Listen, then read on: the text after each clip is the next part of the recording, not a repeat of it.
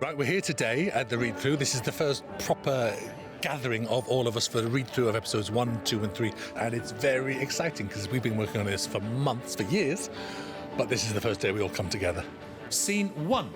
London, exterior night, London at night, coming down to an alleyway. Scene 2, where a wind picks up and a wheezing, grinding noise. And there's the TARDIS, hooray! It fades into being. And this doctor, look, there he is. This doctor steps out.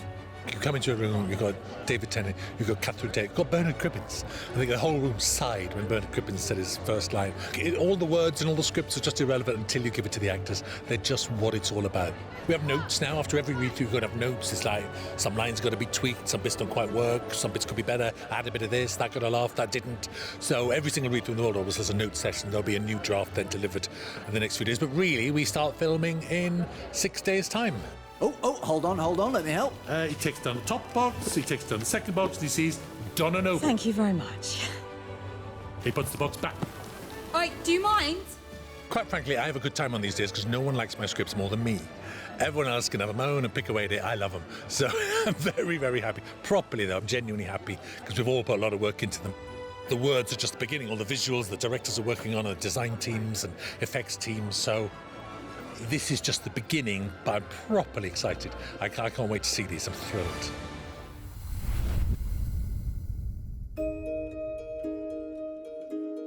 Originally, I saw the casting call for a trans character called Lily. I saw it and I was like, oh my God, this is amazing. We know the trans role after Heartstopper. I'm going to go for it. I had no clue it was Doctor Who. I had no clue it was Rose. Yeah, it went from there. Rose is a 15-year-old girl. She's from London. Her mum is Catherine Tate, Donna Noble. And acting with Catherine has been amazing. She welcomed me with open arms, and the acting with her was great because I learned a lot from her. It is beyond whatever I could have imagined coming back. Obviously, I hoped and guessed if I was going to be it was going to be David and Catherine, but you never know. And then, of course, when that's confirmed, it's just super exciting. And then Carl, and then being introduced to Yasmin. Just every day brings something joyous. It's great to be back, actually, and to have Russell writing these, and it feels a sort of iconic moment, really. To get another go at being in this world and working with David and working with Russell and having all the family back together, plus more, you know what I mean, is just DCT, dream come true.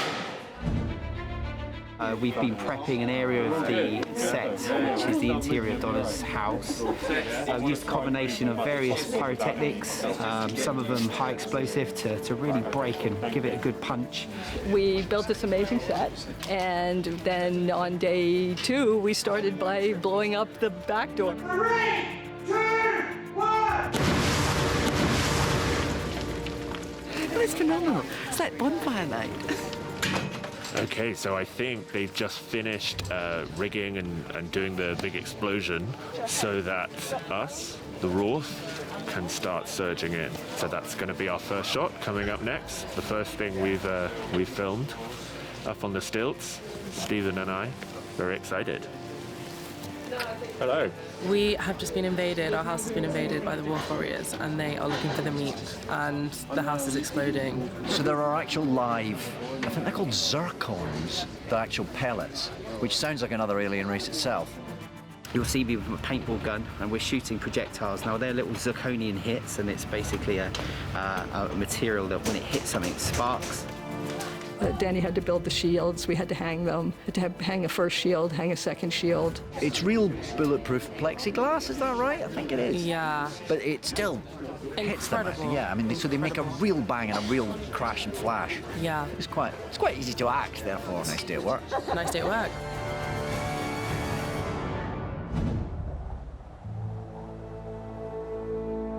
We're in a decommissioned power station just outside Cardiff, in Uskmouth. This has been a location for Doctor Who many times, but this time it's playing an operating steelworks that the Meeps ship crashes into. That ship didn't crash. It parked. No signs of life? Not yet.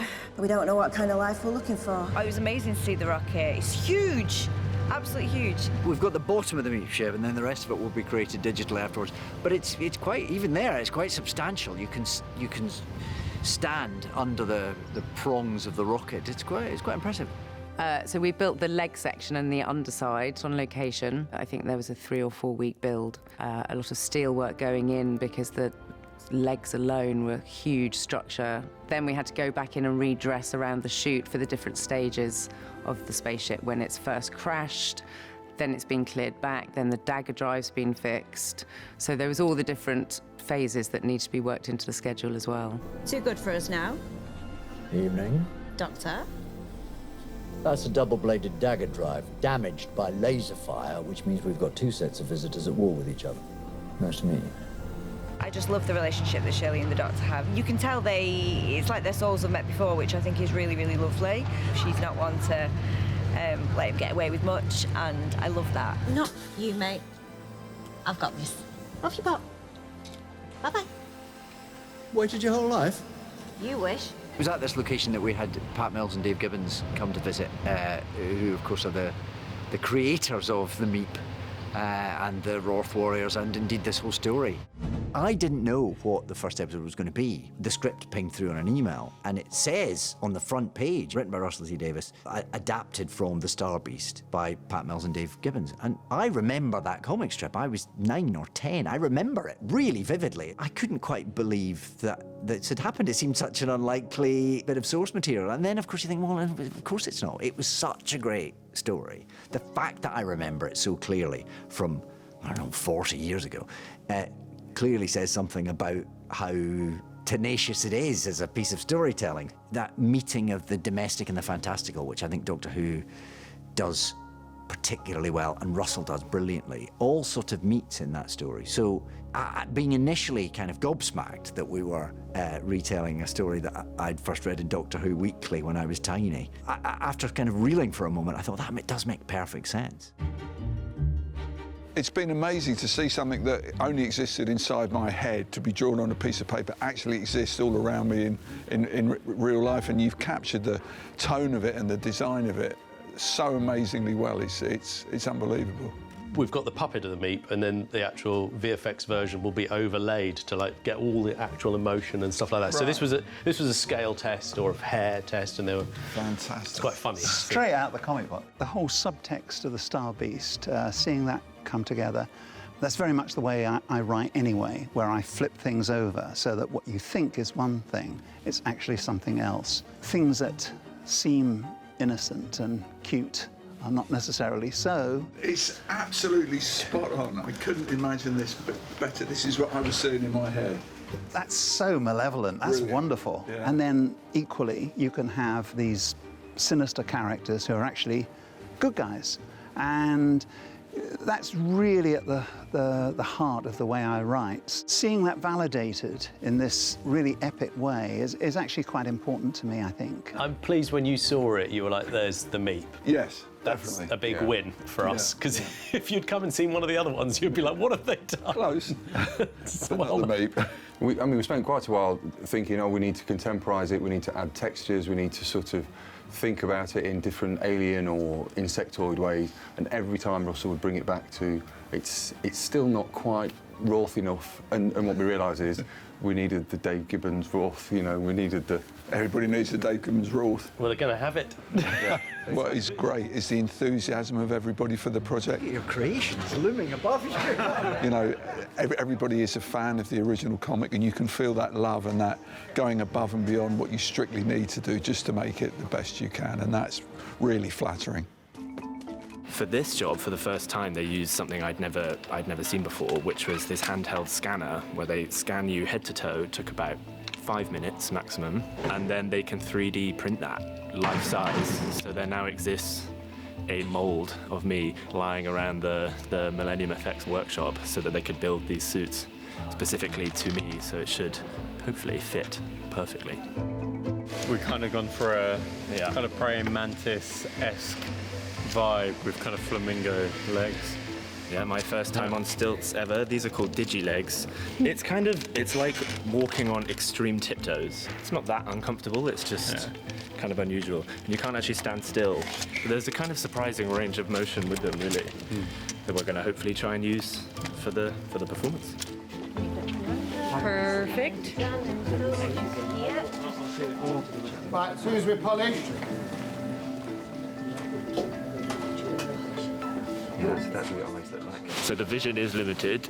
We can just see through what I guess are his nostrils. But we've done lots of rehearsals. So using a mask, we have created eye holes, and this is pretty much our limited vision. So we're only really going to be able to see kind of directly in front of us and kind of no peripheral. So not a lot. So we actually have an earpiece in this ear, in my real ear, which means we have a live feed from the set, so we can hear the first AD and some of the dialogue, and also from Paul, our creature choreographer, so he can give us direction live on set while we're performing about angles and eye position and yeah, where the camera is and eye lines and things like that. Yes, please, start lighting up. Let me know when you're lit and clear. We're shooting a huge battle scene, the Battle of the Road, with the Rorth coming down one side and good unit and bad unit and exploding cars, and it's big action. Open fire! To get permission to be on anybody's street and blow things up all night long is incredible.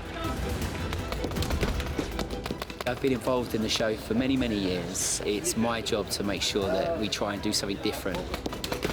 We've been doing quite a bit of action, and this is the crescendo of chaos, shall we say. So essentially what we got here is somebody firing a missile at the Land Rover that you see behind me, and the idea is that that's going to explode and create some carnage. Got a piston rig that's going to fling the car up into the air the moment it explodes. So we'll cut from the missile being fired to the point it hits the car or the Land Rover, and it will flip up into the air and it'll explode. It's obviously very important to make sure that that Land Rover doesn't land on someone. Background action! 3, 2, 1!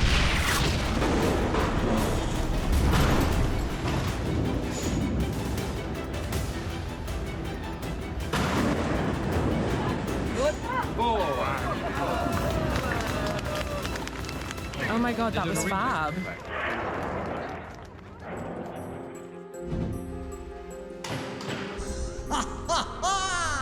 Yeah, so at the end of episode 1, I'm back on the TARDIS, or Donna, and yes, she spills coffee on the console, and that leads to a catastrophic fire. Here we are, having a coffee. What's going to go wrong? Oh my god, I did it again! Only Russell would give us a script that it unveils the brand new TARDIS and then blows it up within seconds. I mean, I read that and my head was in my hands. I was like, oh, I can't believe you're actually going to do this to us.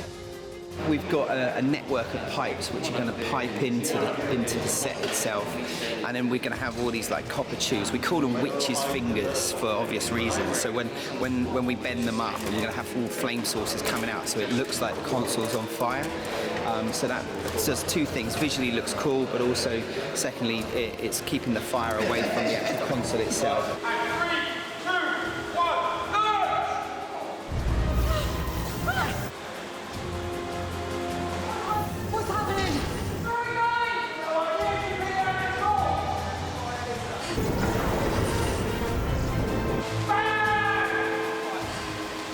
We can end up anywhere in time and space. Don't forget to click below to subscribe to the official Doctor Who YouTube channel.